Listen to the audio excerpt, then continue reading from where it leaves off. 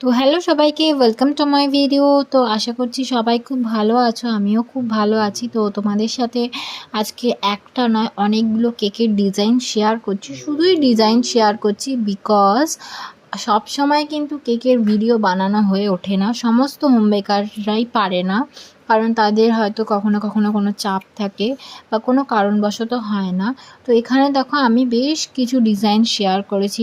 2 tyre আছে, half pound আছে, 1 pound আছে, ফন্ডেন্টের কিছু কাজ আছে, কিছু পেপার টপার আছে, সব দিয়েই কিন্তু বানিয়েছি। তোমরা জানিও কোনটা কেমন লাগছে আর কোনটা কতটা বেশি সুন্দর হয়েছে।